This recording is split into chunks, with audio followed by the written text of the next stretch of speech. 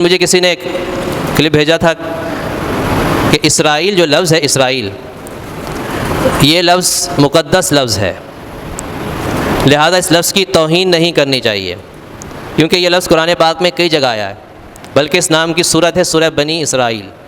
اسرائیل اصل میں حضرت یعقوب علیہ السلام جو حضرت یوسف علیہ السلام کے والد ہیں اور حضرت ابراہیم علیہ السلام کے پوتے ہیں، ان کا یہ لقب ہے۔ اور اسرائیل کا مطلب ہے اللہ کا بندہ، جس کو ہم کہتے ہیں نا عبداللہ، عربی میں وہ عبداللہ ہے، اور یہ عبرانی زبان ہے، عبرانی زبان میں اس کا معنی بھی اللہ کا بندہ بنتا ہے، اسرائیل۔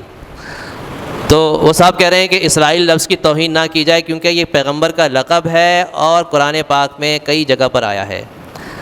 تو یاد رکھیں کہ جب انسان اسرائیل کہہ رہا ہوتا ہے تو اس وقت اس کا تصور کوئی پیغمبر کی طرف نہیں جاتا ہے یا قرآن کے لفظ کی طرف نہیں جاتا ہے، اس وقت اس کا تصور یا اس کی مراد وہ ملک ہے، وہ ریاست ہے جو ایک دہشت گرد ریاست ہے جس نے مسلمانوں کے علاقے پر قبضہ کیا ہے۔ تو اگر اس لحاظ سے کوئی کہتا ہے اسرائیل مرد آباد ریلی، تو اس میں کوئی حرج نہیں ہے۔ اور ایسے بہت سے الفاظ ہم اپنی زبان میں استعمال کرتے رہتے ہیں، بہت سے الفاظ ہیں جو قرآن کے لفظ ہیں۔ کوئی کہتا ہے یار میزان تیل جو ہے نا یہ اچھا نہیں ہے، اب کوئی کہے کہ میزان بھی تو قرآن کا لفظ ہے۔ ایسے قرآن کے بہت سارے الفاظ جو ہم زبانی عام بول چال میں استعمال کرتے رہتے ہیں، تو کسی کا ذہن اس وقت یہ نہیں جاتا کہ ہم قرآن کا لفظ استعمال کر رہے ہیں، اس وقت وہی مراد ہوتا ہے۔ مثال کے طور پہ صحیح بخاری کی حدیث ہے کہ ایک صحابی وہ کہیں ان کو کافروں نے، مشرکین نے قید کر لیا تھا مکہ میں، تو وہ جس گھر میں تھے تو انہوں نے گھر والوں سے کہا کہ مجھے ایک موسیٰ دے دو، موسیٰ، مجھے اپنے زائد بال صاف کرنے۔ موسیٰ عربی میں استرے کو کہتے ہیں، حالانکہ موسیٰ یہ نبی کا نام ہے۔ تو ان صحابی نے موسیٰ لفظ استعمال کیا، یہ نہیں سوچا کہ نبی کا نام ہے لہٰذا نام استعمال نہ کروں، یہ لفظ استعمال نہ کروں، اور یہ عربی میں مسترے کو موسیٰ ہی کہا جاتا ہے۔ تو کبھی انہوں نے یہ نہیں کہا یار موسیٰ لفظ کو چینج کر دو کیونکہ پیغمبر کا نام ہے اس میں توہین ہوگی۔ تو ایسا چونکہ تصور میں نہیں ہوتا، جیسے بہت سے لوگ کیا کرتے ہیں، اب لوگوں نے وہ حلیم کو دلیم کہنا شروع کر دیا ہے۔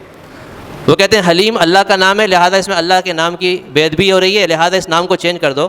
تو اس چینج کرنے کی ضرورت نہیں ہے، کیونکہ جب انسان کہتا ہے کہ حلیم پکا رہا ہوں تو اس کے ذہن میں اس وقت وہ حلیم ڈش ہوتی ہے، یا میں حلیم کھا رہا ہوں یا حلیم اچھی نہیں بنی ہے، تو اس کی چاہے وہ تعریف کر رہا ہو برائی کر رہا ہو تو اس سے مراد وہ کھانا ہے۔ کسی کے ذہن میں اللہ کا نام تھوڑی تصور میں آتا ہے۔ مثال کے طور پہ کہ کہتا ہے کہ یار وکیل صاحب نے نا رشوت لے لی، وکیل نے رشوت لے لی، یا وکیل نے غلط طرفداری کی ہے، جھوٹے کی طرفداری کی ہے۔